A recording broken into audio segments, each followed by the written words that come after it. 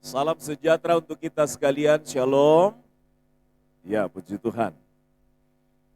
Saya yakin Bapak dan Ibu sekalian di sepanjang minggu ini punya pengalaman-pengalaman rohani dan juga berbagai macam pengalaman-pengalaman yang dalam dunia kerja kita masing-masing.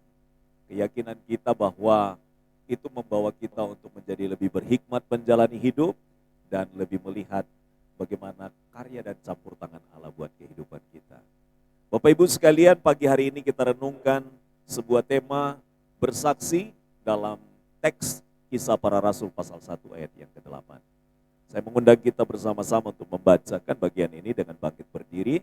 Kisah Para Rasul pasalnya yang pertama, ayatnya yang ke-8, dikatakan demikian oleh firman Allah 1, 2, 3, tetapi kamu akan menerima kuasa kalau Roh Kudus turun ke atas kamu.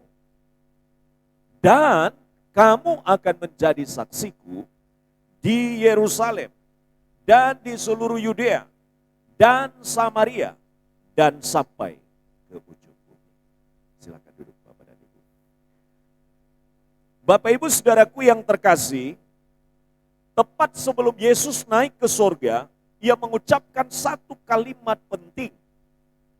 Dan kalimat itu semacam wasiat secara rohani yang disampaikan kepada murid-muridnya.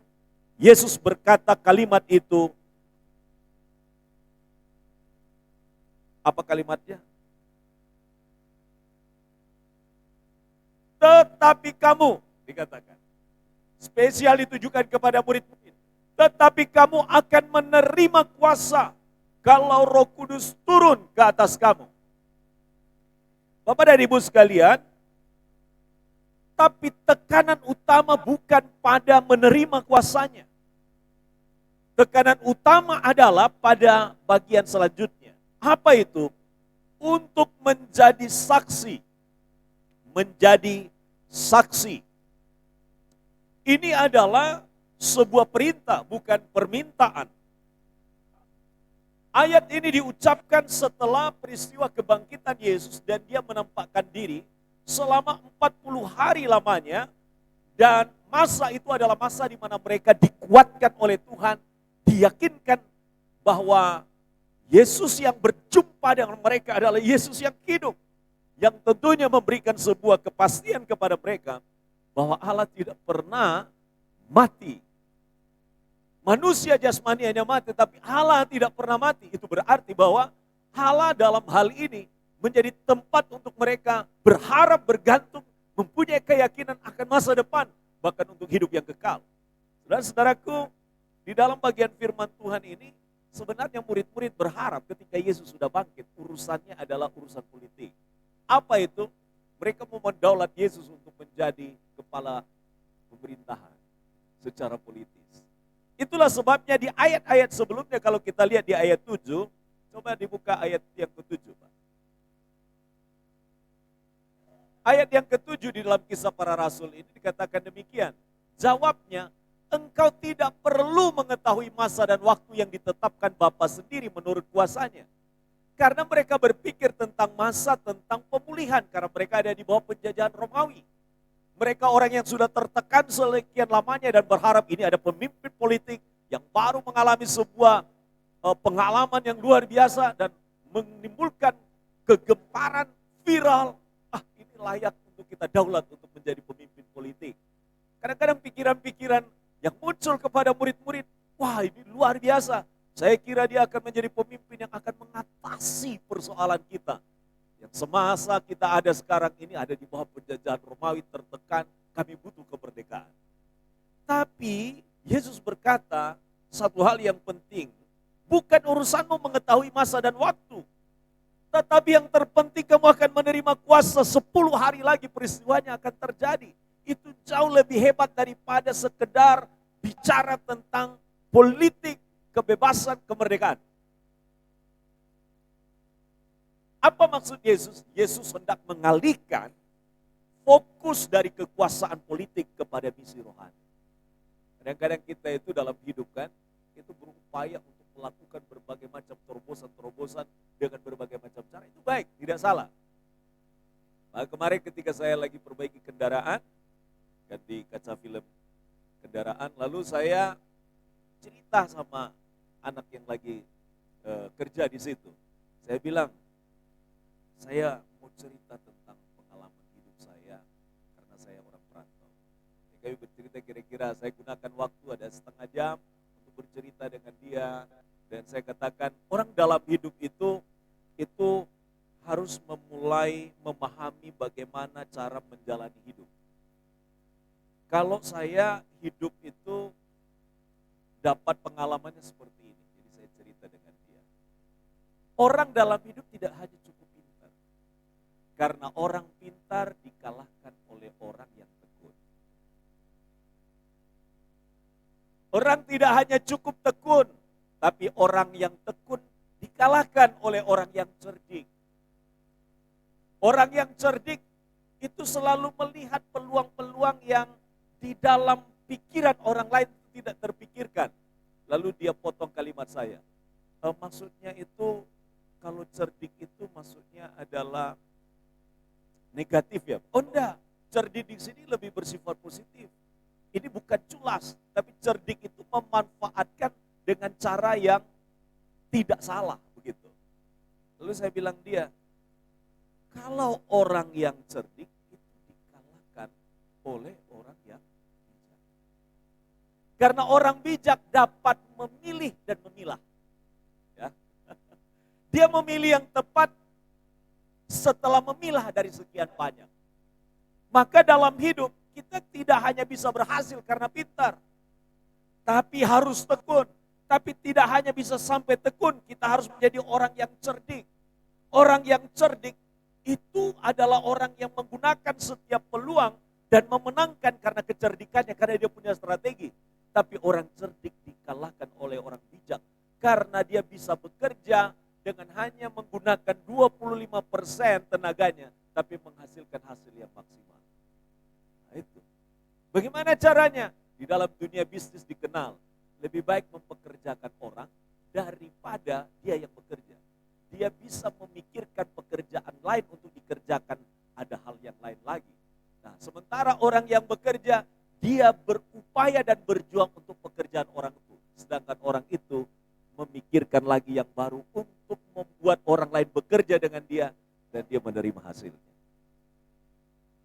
Karena itu Bapak dan Ibu sekalian, kita dalam hidup tidak hanya diinginkan Tuhan menjadi orang yang cerdas secara rohani, tapi kita menjadi orang yang tekun juga di dalam iman kepada Tuhan, dalam mengiring Tuhan.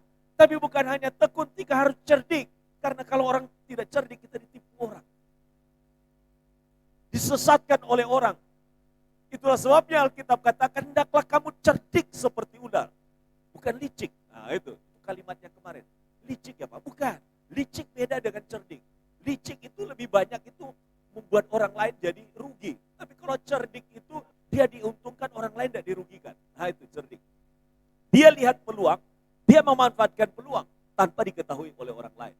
Tapi Tuhan tidak hanya menghendaki kita menjadi orang yang cerdik, tapi menjadi orang yang bijaksana. Sehingga setiap langkah-langkah yang kita ambil itu belajar dari kegagalan. Itulah sebabnya orang bijak itu karena sudah melewati proses panjang dari kegagalannya. Orang gagal itu ada untungnya. Untungnya apa? Dia jadi tahu rahasia gagal. Nah itu. Tahu dia rahasia gagal. Karena itu kita tidak usah ngersulo, gak usah patah semangat kalau kita melakukan sesuatu gagal. Kita berjuang lagi. Dengan demikian kita tahu rahasia gagal dan sekaligus kita tahu rahasia berhasil. Di situ dia. Maka di dalam bagian firman Tuhan ini Yesus katakan, kamu tidak hanya cukup sudah diajar 3,5 tahun. 3,5 tahun pintar. Waktu menghadapi persoalan, mereka semburat lari meninggalkan Yesus. Betul atau tidak? 3,5 tahun loh pendidikan yang dijalani bersama dengan Yesus.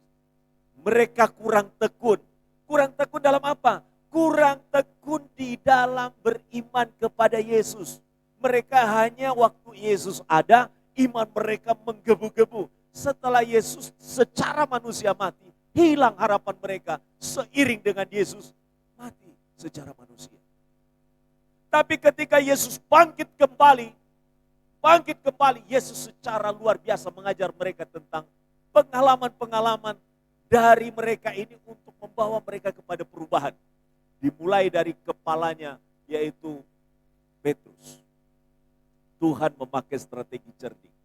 Orang kalau seandainya dievaluasi dan dikoreksi dalam keadaan salah, dan dia pasti akan merasa bersalah ketika waktu perjumpaan dengan Yesus kepada Petrus, pasti dia merasa bersalah. Kenapa? Karena sudah nyangkal Yesus 3 kali. Tapi apa yang terjadi? Pintar itu Tuhan Yesus itu. Hebatnya mengajari kita tentang kecerdikan. Apa itu? Dikasih makan dulu. Makanya kalau selesaikan persoalan, jangan dalam keadaan orang lapar. Kalau mau membicarakan hal yang strategis, bawalah di meja makan. Nah, gitu. Setelah makan kenyang, silakan ngomong. Wah, kalau bapak-bapak sudah kenyang, dia sudah habis, sudah akal pikirannya. Makanya dalam dunia bisnis, orang diajak makan dulu sebelum mengambil sebuah keputusan dan langkah. Nah, setelah itu nanti perbincangan akan berjalan dengan mulus. Sebab kalau orang lapar, dia bisa mikir. Gitu. Yesus ajak Petrus makan bersama dengan murid-murid. Setelah mereka makan dengan kenyang, dilayani oleh Yesus. Luar biasa, apa yang terjadi?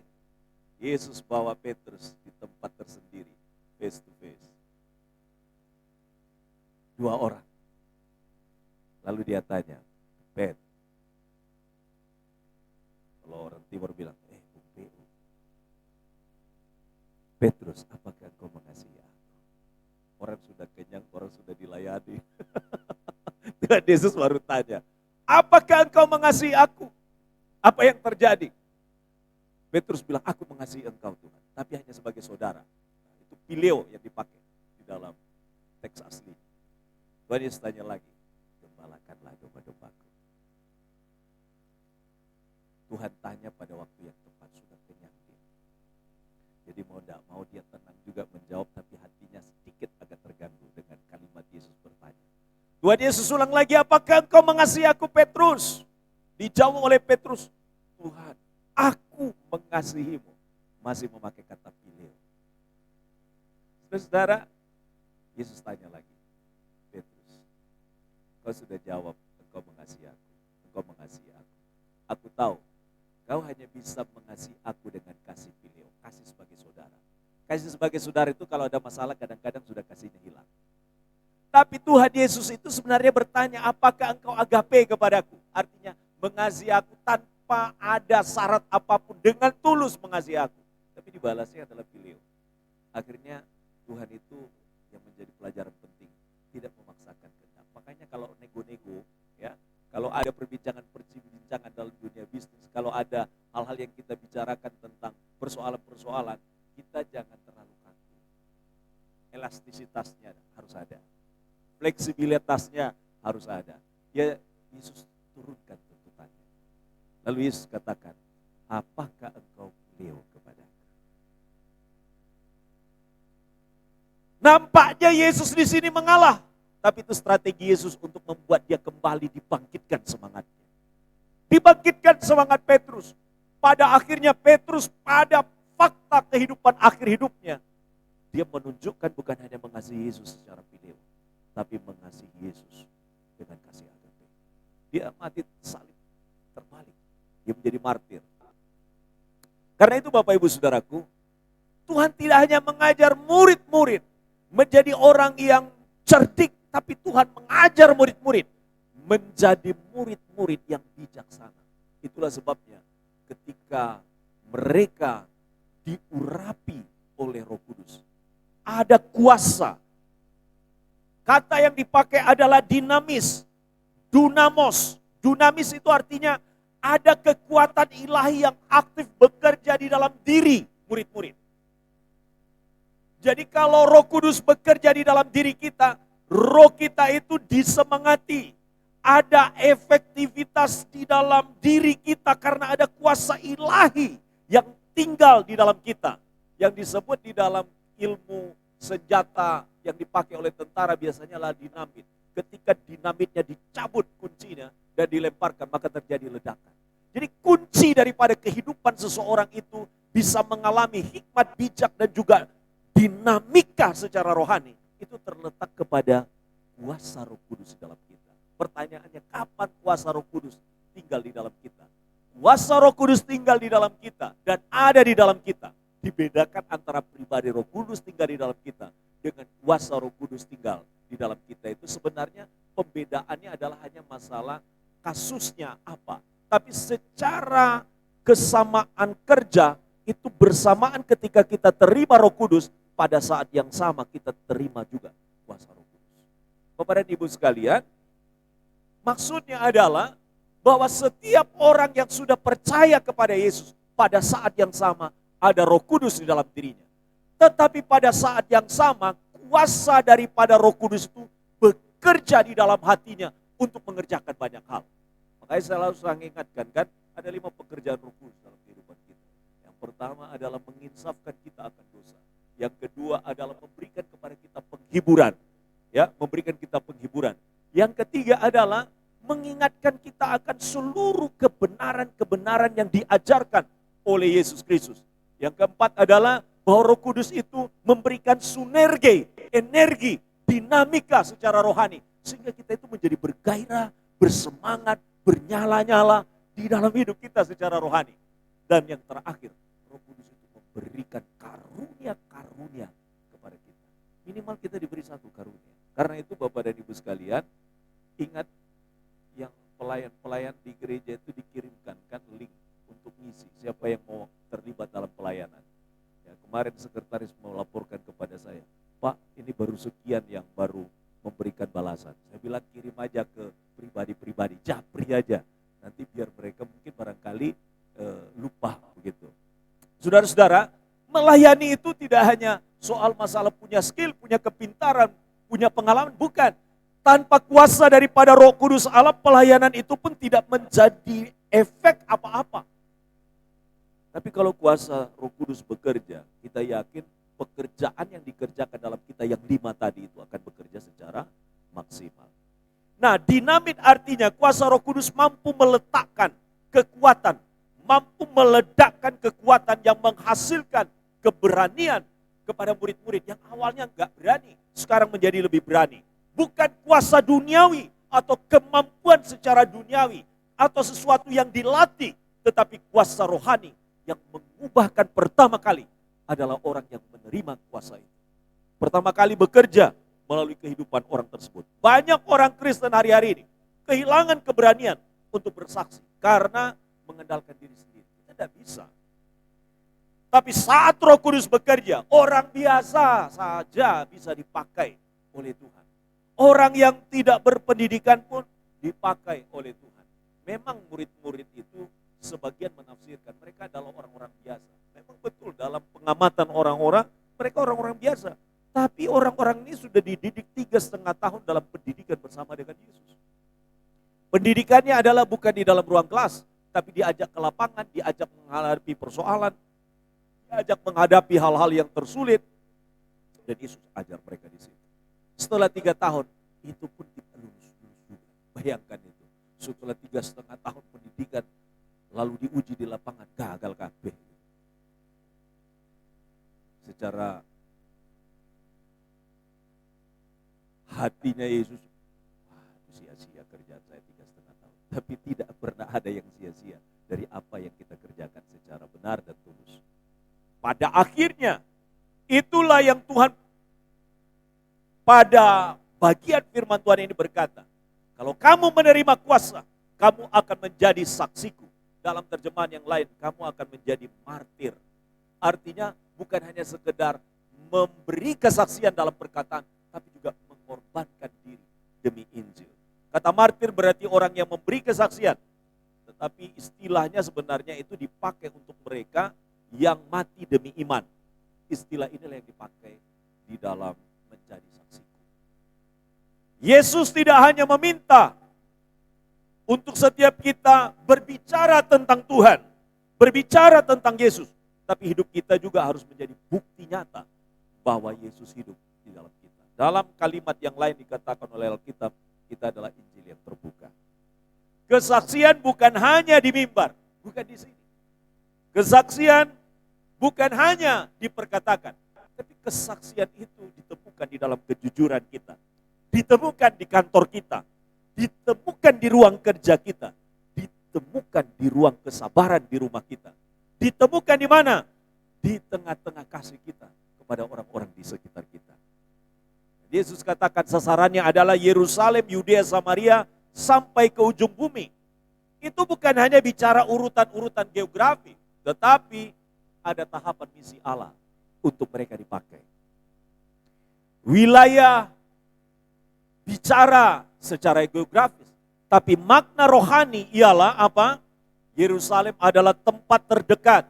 Siapa dia? Kesaksian pertama yang dinikmati oleh orang-orang terdekat dari kita. Siapa itu? Keluarga kita. Siapa itu? Teman kita. Siapa itu? Lingkungan sekitar kita. Itu yang dimaksudkan dengan Yerusalem. Saudara-saudara, orang menolak kesaksian kita kalau ternyata kita sendiri di tengah-tengah keluarga itu tidak memberi apa-apa dampak secara rohani dari hidup kita. Yudea adalah lingkungan sosial yang lebih luas, tempat kerja kita, komunitas kita. Samaria adalah wilayah yang menggambarkan tempat yang sulit untuk dimasuki bagi dunia orang misi, ya. Malaysia sudah paham itu. Sudah mengerti itu. Itu tidak gampang. Saya mendoakan satu hari ini seorang anak gadis yang pelayanan di tempat-tempat yang tidak pernah ada pemberitaan Injil. Dia minta doa setiap kali pergi. Jalan kaki, kadang-kadang pinjam motor untuk bisa keliling pemberitaan Injil. Tapi semangatnya menyala-nyala, luar biasa. Kadang-kadang dia diterima, kadang-kadang ditolak. Tidak ada tempat yang pasti untuk mereka menginap. Kadang-kadang mereka hanya berharap kasih dan kemurahan orang lain ketika mereka memberitakan Injil di daerah-daerah pedalaman. Makan pun tidak tersedia, tapi mereka dibukakan oleh Tuhan jalan-jalan pertolongan untuk makan perjalanan satu hari, mikir makan di mana, mereka tidak pikir akan makan di mana, tapi Tuhan menyediakan. Tapi tidak selalu kadang-kadang berjalan dengan mulus dalam kesaksian-kesaksian yang dia bagikan melalui buletin yang dikirimkan ke saya. Saudara, ada orang-orang yang sulit untuk dijangkau di tempat-tempat tertentu. Itulah Samaria yang menolak dan tertutup. Tetapi orang itu tetap tekun, tetap tekun, tetap tekun. Mereka memenangkan beberapa orang-orang yang sebelumnya itu nampaknya menolak.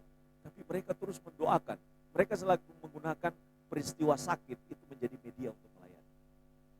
Ada orang sakit, mereka datang, boleh nggak kami doakan? Tapi kami doakan dalam nama Isa Al-Masih. Boleh? Pertama ditolak. Besok lagi mereka lewat setelah pelayanan, mereka kembali lagi. Bu, apa kabarnya? Gimana keadaan Bapak masih sakit? Akhirnya lama-lama, orang itu kalau terus menerus begitu biasanya kan seperti diketok berkali-kali pintu, mau tidak mau karena bosan mungkin ya silakan doakan. Didoakan, sembuh. Saudara-saudara, ada juga ujung bumi, yaitu semua orang tanpa batas. Itulah sebabnya kalau ada kesempatan bisa melayani orang di luar daripada bangsa kita, itu juga kesempatan dan peluang. Teman saya yang ada di Bali, dia berpikir akan keliling dunia untuk melakukan kegiatan penginjilan. Dan dia pikir dia akan memakai kesempatan di masa tuanya dengan berkat yang cukup untuk bisa keliling melayani di beberapa tempat. Tahu-taunya apa?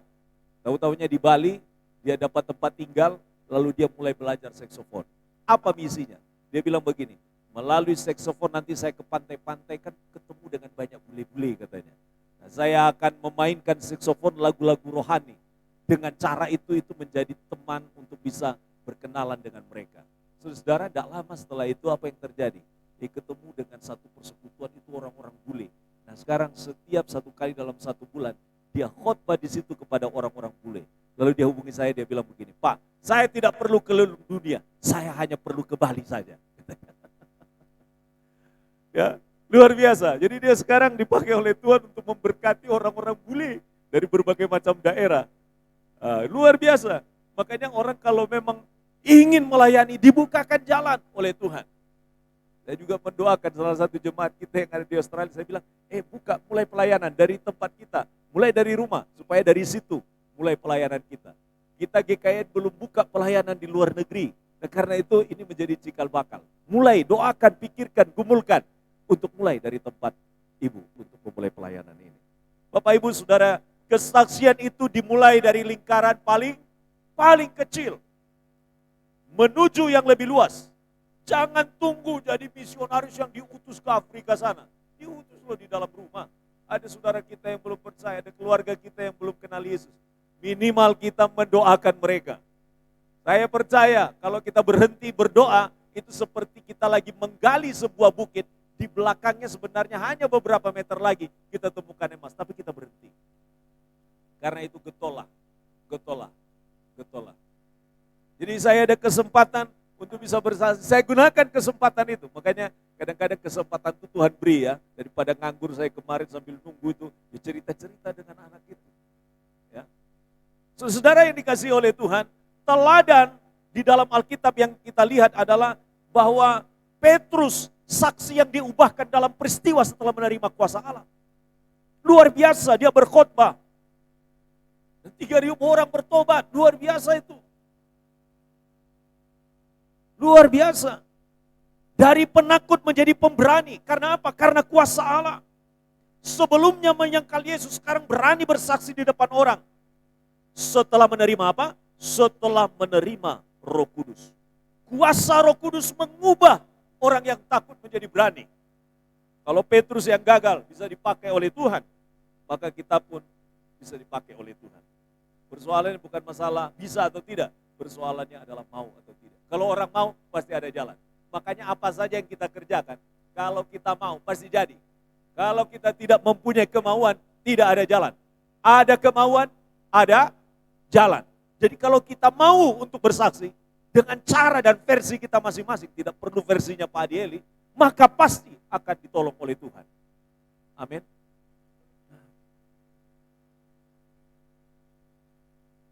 Jadi sambil potong rambut dulu bisa. Tapi jangan waktu pas itu bicara tentang kalau seandainya Bapak mati hari ini kira-kira bagaimana, masuk ke surga sambil asa-asa itu. Bisa lari dia. Saudara, Stefanus saksi yang setia sampai akhir, dipakai oleh Tuhan bahkan tidak takut mati. Kalau kita lihat kisah di dalam Kisah Para Rasul. Jadi Tuhan itu tidak tanggung-tanggung memakai orang kalau seandainya orang itu mau dipakai oleh Tuhan. Jadi ini menjadi sesuatu hal yang menjadi kesaksian bagi kita. Bahwa keterbatasan kita, ketidakmampuan kita, ketidakhebatan kita, Roh Kudus bekerja tak terbatas di dalam kita. Karena itu sekali lagi saya ingatkan, hilangkan kalimat ini. Tidak mungkin. Sulit. Mustahil. Tidak bisa. Tidak ada jalan keluarnya. Kalimat ini mempengaruhi pikiran kita, mempengaruhi hati kita, dan mempengaruhi iman kita. Saya di belakang itu berkali-kali terbuang percuma itu bibitnya daun pucuk merah. Dan berkali-kali saya tanam, tapi memang kurang telaten. Ya, akhirnya mati. Sekarang saya ulang lagi. Itu hampir 2.000-an anakan sekarang hidup. Jadi nanti ada momentum nanti saya akan bagi kepada Bapak Ibu. Itu juga ada makna rohaninya. Nanti akan saya bagi, satu-satu pasti dapat. Nanti saya akan berkhotbah dari daun pucuk merah. Ya, di belakang itu ada anakan luar biasa. Jadi itu masih ada kira-kira 2.000 lagi. Jadi saya lagi fermentasi juga, ya, pupuk dari tanah dan kemudian nanti saya dibantu oleh Pak Simon ada pupuk cair lagi. Wah, ini kami sama-sama 2 orang tani sekarang ini.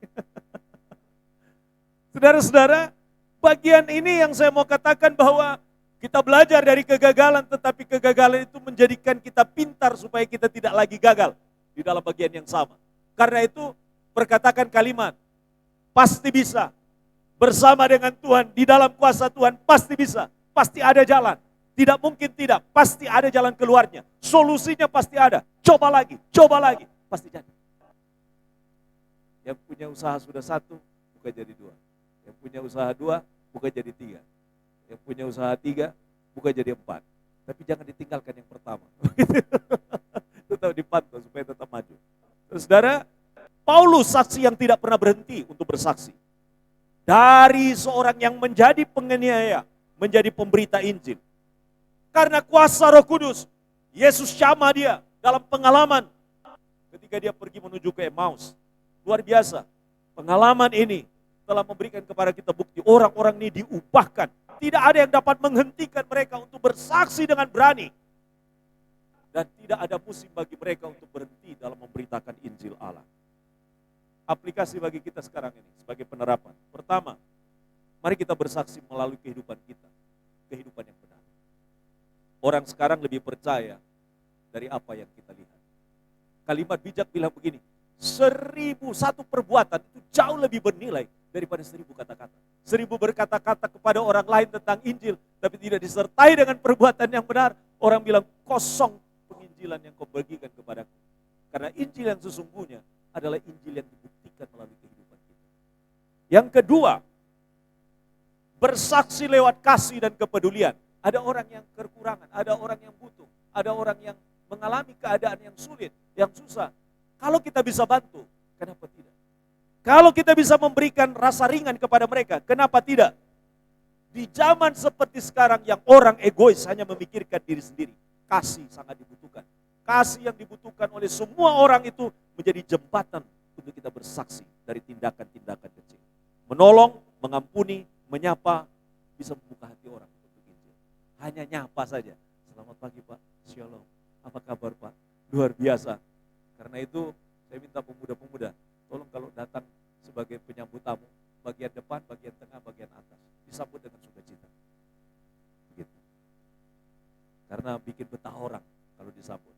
Kalau nggak disambut, ya datang tidak diundang, pulang tidak diantar, dijahit langkung. Makanya orang kadang-kadang rasa-rasan ke gereja. Hal yang kecil, sentuhan senyum kita itu loh, memberkati orang. Katakan amin. Makanya kalau nyanyi di sini wajahnya sumringah gitu. Kalau kita ketemu salaman dengan orang, lihat wajahnya, ungkapkan kata-kata Tuhan memberkatimu. Wajahnya penuh dengan sukacita. Amin. Amin. Yang ketiga, bersaksi lewat media yang kita punya. Media yang kita punya itu macam-macam. Handphone kita itu loh menjadi kesaksian. Ya, saya ini baru bersaksi. Ya, baru bersaksi bahwa orang di sekitar kita itu adalah kesempatan kita untuk bersaksi. Kesempatan kita untuk bersaksi. Cara kita itu kesempatan kita untuk bersaksi. Karena itu saya berupaya untuk bisa membangun hubungan baik dengan tetangga. Ya, supaya kita bisa terima. Orang seringkali lewat di depan waktu saya nyapu, itu saya senyumi. Ya, sampai mungkin bingung mereka. Ini siapa, nggak kenal kok senyum-senyum. Loh, kita itu niatnya apa? Kita itu lebih banyak kawan lebih baik daripada lebih banyak musuhnya. Makanya orang kalau lihat wajah kita sudah menakutkan, nggak akan jadi banyak kawan kita. Ya, karena itu mari membangun relasi itu adalah rahasia kita untuk bisa membangun jembatan kesaksian.